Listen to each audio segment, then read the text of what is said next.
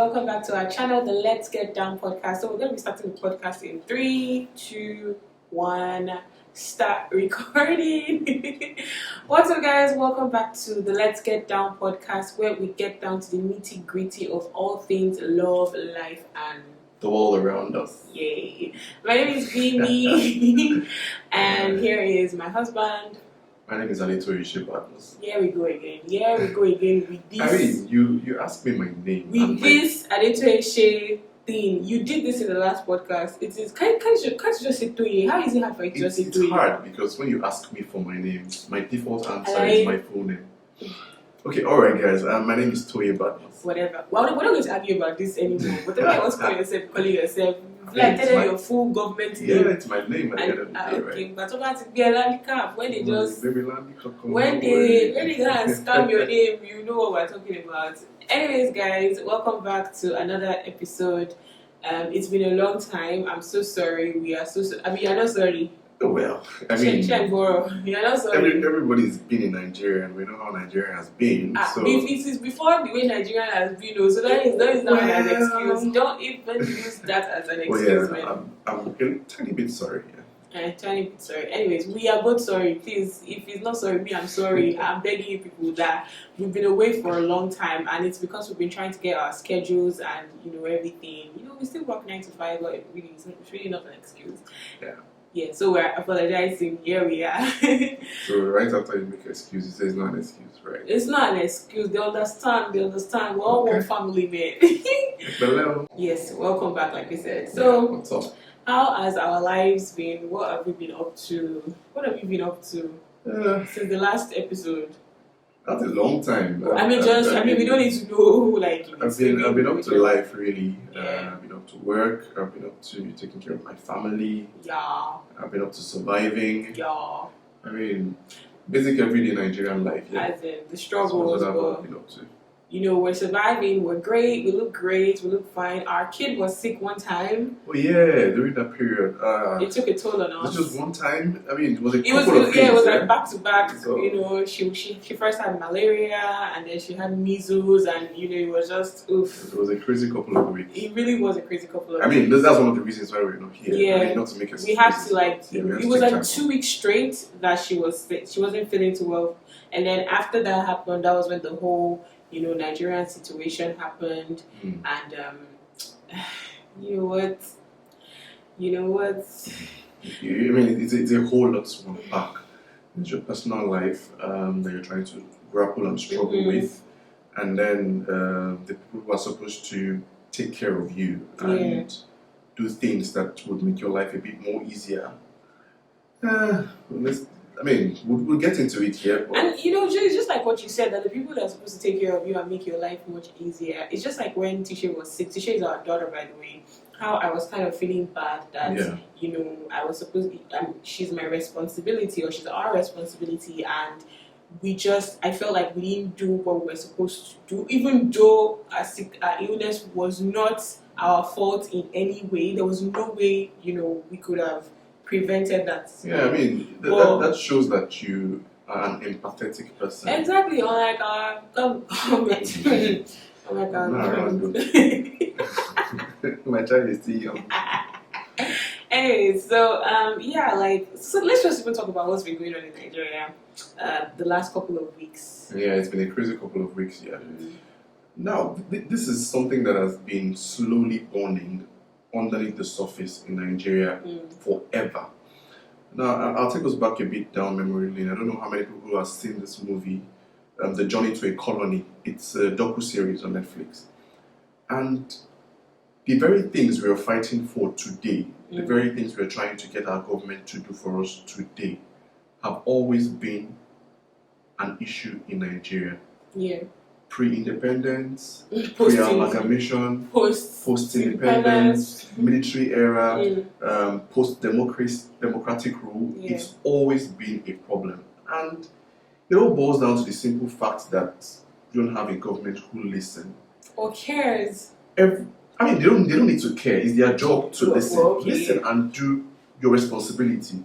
I mean, they ask for simple things, and the next action the government has to throw forward is violence. the government treats its citizens like people who begged them to rule them. I don't know if you get what I'm saying. And we're the ones that elected them. Basically, you understand? They're supposed to, they're answerable to us. We're their bosses. So they're but it treating doesn't us look like like that. it's a privilege for them to rule us. So, is the average Nigerian politician, when talking about the citizens of their country, will say the masses. I mean, it's in Nigeria that I know, in Africa basically, that I know that our leaders will be talking about citizens and call them the masses. Right. It's very degrading. It's very downtrodden. Just treat us like toothpick. Basically, and the only time they ever care or act like they care about the populace is when they want your vote. Exactly. When it's time for elections. But the moment that passes and that is done, they basically do whatever it is they want to do and run roughshod on everybody. Well, I feel like what the average politician or leader in Nigeria thinks about is the only thing they think about is the elections. It's like they win this election and the next thing they're thinking about is the next election, which is 4 years' time. Okay, I mean, you're giving them too much credit if they're thinking about the next election. Because immediately after the election, they're thinking about how much money they're going to amass within the period of that election and the next election. Exactly. So when you are amassing, I'm choosing my words very well. When they are allegedly. Please, let's not call the cat a dog. When they are allegedly, please, I beg, help my ministry. You understand? When they are allegedly amassing all this wealth, part of it is why I say they're looking forward to the next election is they don't want to lose all that wealth. They just want to continue amassing. Do you understand what I'm saying? Really. By the way, I feel like we didn't even say what's been going on. So we might have listeners that are not even in Nigeria or have no idea. Which I find I doubt it that there's some people in the world. Well, there's some people in the world right now that may not know what we're talking about. It's a possibility. Let's just give them the benefit of the doubt. I'd like to believe that the movement has become global right now because there are demonstrations and matches in different countries. And with all the media, the international media that's carried it, and then like sports athletes, if anything, Lewis Hamilton has possibly sent that message all over the world. Everybody in the world has heard about what's going on. But just for the benefit of those that don't know what we're talking about, so Nigerian youths basically started this protest, the End SARS protest. And if you do not know what SARS is Special Anti-Robbery Squad in Nigeria. It's a unit in the police department in Nigeria, right? And so they've been known for brutality, extortion, murder, kidnapping, and all sorts of vices. Anything you can think about that someone in position of authority can do to someone else. These guys have been accused of a whole lot. And so, the Nigerian youths got fed up. It's like, there's so much that you can take, right? So they got fed up and, we were just like, we can't take this anymore. So they took to the streets to protest like every regular, normal democracy will do. Took to the streets to protest, and then they had different protests in different states, in different cities, different places here in Nigeria. From the beginning of the protest, some states had it bad, like in Abuja. Yeah, where Abuja had it bad from the get-go. They were like, the police was throwing like water cannons at them, tear gas, canisters, chasing the people, basically just running them away from the streets. But the youth did not relent. In fact, that even motivated the youth in other parts of the country to come out to protest. So we had people in Port Harcourt, we had in Warri, we had in Lagos, Abuja, Oyo State, Ogbomosho, so many places in Nigeria, Enugu, and then a lot of celebrities actually lent their voices and encourage the youth to come out to also protest. So all this was going on well, and I need to give it to Femco, Feminist Coalition, by the way. They created accounts and started asking for donations so they could help people that were protesting. So in terms of like medical supplies, in terms of like legal services, because a couple of the protesters were arrested, so they needed money to bail them out of jail and different things like that. In terms of feeding, the food was mad. The food was mad. I saw the food on some days, and I was showing Toye. I was like, this food, correct jollof, as in firewood jollof, as in native jollof, peleron dindi with fried meat. So it makes sense, man. You know, so the food was good, different variety of food, water, drinks, and a lot of Nigerians came together, both in diaspora and in country, and they donated. I think at the end of the day, they donated almost like 75 to 80 million naira. Do you get? And they were used for all of this, and all this was going on quite well, right?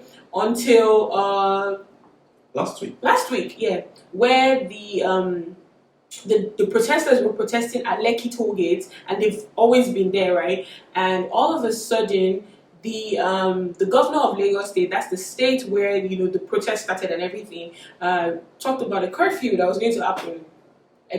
Came out and talked about a curfew at 12 in the afternoon. About 12 in the afternoon. Telling that the curfew was going to happen from 4 p.m. And so that didn't give people enough time to get off the streets and everything. And before we knew it, I think around like 5 or 6. About 7ish, yeah. Because let me give you a bit of context here. Now, from different cries that people raised at the point where he said the curfew was going to be by 4 p.m. Right. People said for a city like Lagos with its almost 20 million inhabitants, you can't just give a 4-hour window city for people to get off the road. And just a minute after, the shooting happened at about between 6:30 and 7 p.m. Right. And that was when allegedly, allegedly men of the Nigerian army shot on unarmed protesters who were sitting down, waving the flag and singing national anthem. They shot at them at that time. And just 2 minutes after that shooting started, the Lagos State Twitter handle tweeted that the curfew has been extended till 9 p.m. That seemed very disingenuous to me. That seemed very wicked. It didn't make any sense to me. Because you already have this supposed military men who are at the checkpoints before the 9 p.m. already shooting on protesters. And then at that time, you tweet. How many people were supposed to see that tweet? How many? The curfew time has been moved to 9 p.m. That reeked of all kinds of evil. It seemed very sinister and very well planned. The lights were switched off at this point. The billboards had gone off. So the place was supposed to be in pitch darkness. And then you shoot on people under those conditions. Well, they said they shot in the air. I mean, the whole thing was live streamed by someone. I don't want to mention names here. But the whole thing was live streamed on social media. 148,000 people watched live on IG Live how people were being carried, bodies were being dropped from that place, bullets were being taken out of people's bodies. Except people were standing in the sky. I don't understand how bullets that were shot into the air got into people's legs. And you know what the government did at that point? Up until that point, that was a protest. A peaceful protest. Yes, a peaceful protest. The protesters were not carrying arms. They were not. They were not. It was peaceful. Yeah, it was peaceful. Largely peaceful. In fact, the whole reason why there was a curfew was because supposed hoodlums set fire to a police station in another area of Lagos State, and the governor was trying to maintain law and order by instituting the curfew. But what the action of those unknown soldiers that night did was to move that protest from just a protest to a movement. I'm telling you that this has become a movement. Yes. It's going to affect every face and every facet of the life of Nigerians. I mean, it seems like nothing is happening right now, but trust me, a lot is going on. It's not died down, and that was what the government had done. Now, imagine this: if the government had been sincere from get-go and listened sincerely to what the people wanted, and just brought this, what I call them now, this band of these units in the police, and brought them to book. Trust me, needless lives will not have been lost. But the government says, so when the protest started, I think the first week, the Inspector General of Police came out and said that they had disbanded SARS. But you know what? This Google is a very powerful tool, you guys. A lot of people did researches and found out that 2 years ago, the IGP said the same thing, that SARS was disbanded. A year ago, they said the same thing, that SARS was disbanded. So why are they still on the streets? Why are they still torturing SARS has people? been disbanded every year since 2016. Exactly. So why are they supposed to believe you this time? So exactly. What we wanted was just a little bit of action to say, look, we brought our grievances about these people. Show us one or two people that you are ready to prosecute based on the allegations that people have brought towards them. I mean, prosecution doesn't necessarily mean you're going to put the person in prison, but show transparency that you want to see exactly what is going on. But these guys kept doing everything except that. At the point I was telling you, I was like, how hard is it to just come out and say you have scrapped SARS? Nobody's ever going to see that. Like, how hard was that? You know what? Every single thing except doing what was asked of them. Yes, it's not committees talking about we are going to raise so and so billion to empower the youth. They also came up with another name that said that they were going to create SWAT, and then just like Google told us again, SWAT is already a unit in the Nigerian Police. So what are we talking about here? I was even saying, listen, I don't even trust no Nigeria with SWAT, because I watch SWAT. I've watched all the SWAT movies. I watched the SWAT show, and listen, Hondo, it's not the same thing. SWAT in America, they only come out whenever when the regular police cannot handle some situations. So is it in this Nigeria that some people will just be sitting and chilling in their offices and they will not come until when something really happens? I don't believe for all intents and purposes, the supposedly defunct SARS unit was supposed to be a tactical unit of the Nigerian Police Force. And if you know what tactical units are, they're supposed to be units that are called in for specialized operations. But these guys were now regular patrol on the road. I mean, you're driving on the road and you're seeing a team of SARS guys on the road, mounting roadblocks. That's not how it's supposed to work. I mean, where is the discipline in the Nigerian Police Force? Clearly, there is none, because if all of these units can do whatever they want at any point in time, then there's a problem. I mean, the very day that the IGP announced that these units have been disbanded, these guys were still on the road. They still were on the road. It means that the IGP probably has lost control of the unit, or he has lost control of the police force. Because when an IGP gives an order, it only stands to reason that everybody in that unit stands down. That is what a paramilitary or military organization is supposed to be like. Nobody follow rules in Nigeria. Were you just born today? Nobody follows the rules in Nigeria. There's no words that can be used to describe what was done in the aftermath of that shooting. It was just carnage, like pure carnage. Areas of Lagos looked like a war zone. Literally a war zone. There were broken glasses, destroyed buildings. In our area where we stay, burnt down buses. The banks we have about 5-6 banks in this area. They literally carry the ATM machines. Like, what is somebody going to use ATM machine to do? Who do you want to sell it to? Like, it's very senseless, and God, not to absolve anybody of any blame or absolve whoever it is that perpetrated those acts of anything.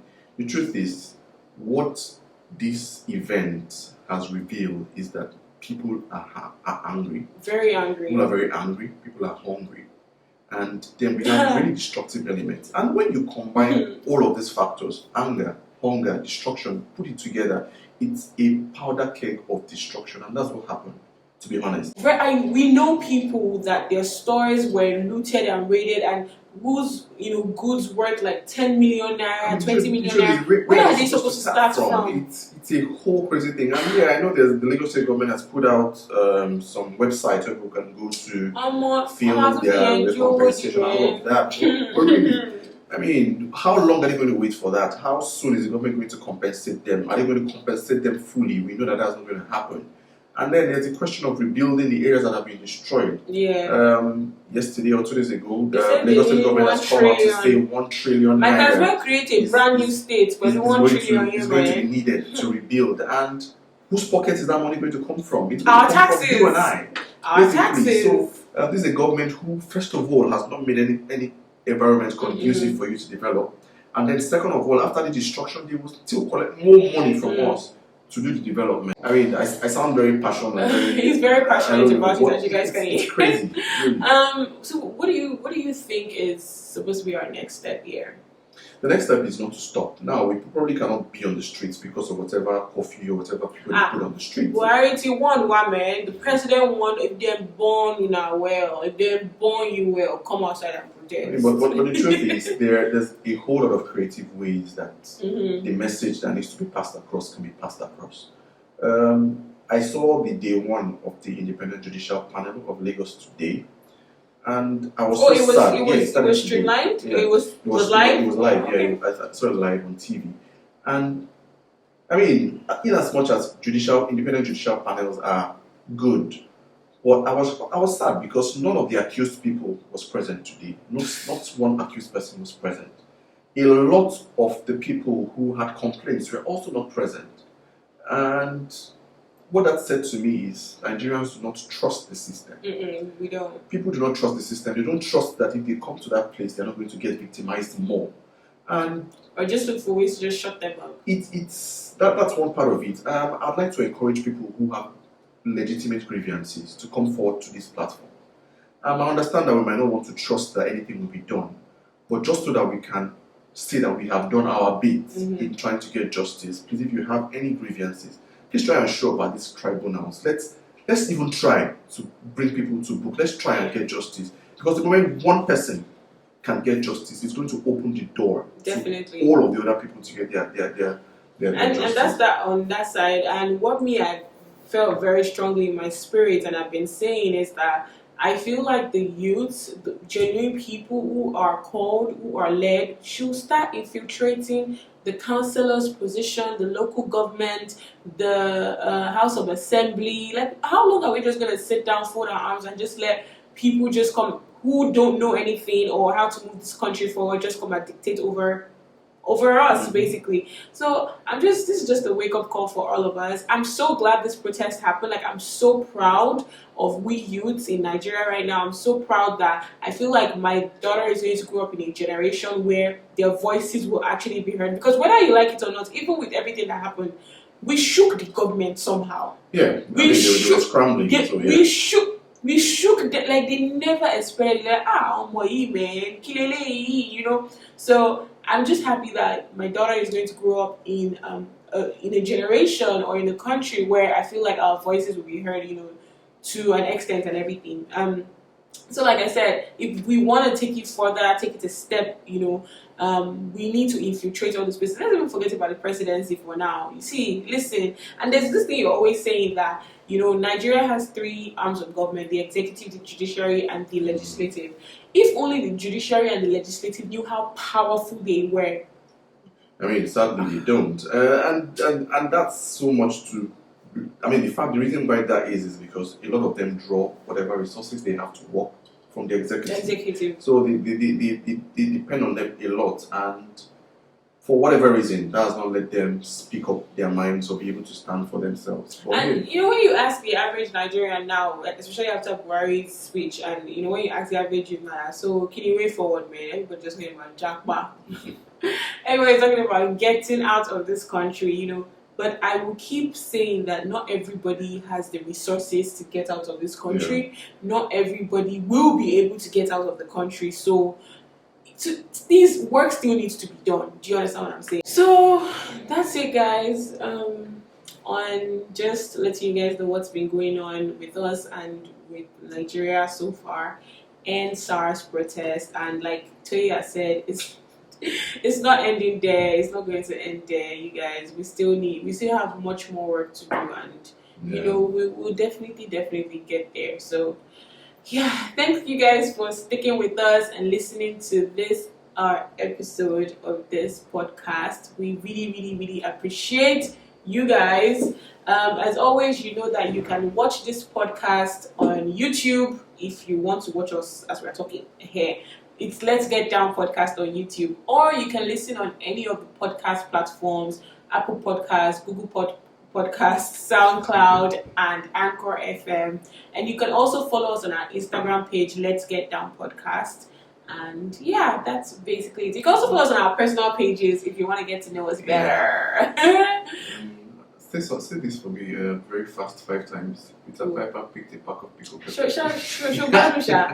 Funny thing is I can say it. Yeah, please say it 5 times quickly. Peter Piper picked a peck of pickled pepper. Peter who? Peter Piper now. Is it Piper? His words. Peter Parker. Peter Parker, okay. Peter Parker picked a peck of pickled pepper. A pack. A peck. Pack. Pack, okay. Peter Parker picked a pack of pickled pepper. I said 5 times. Okay, 5 times.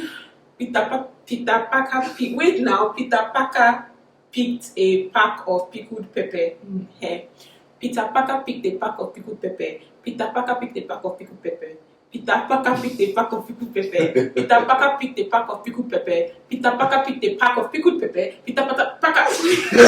Oh, Badu. And that is where we are ending this podcast. This guy is awesome. You guys who I Thank you so much, guys. Thank you so much. Really, really nice talking to you all today. And you guys will listen to us or watch us in the next episode. Bye, guys.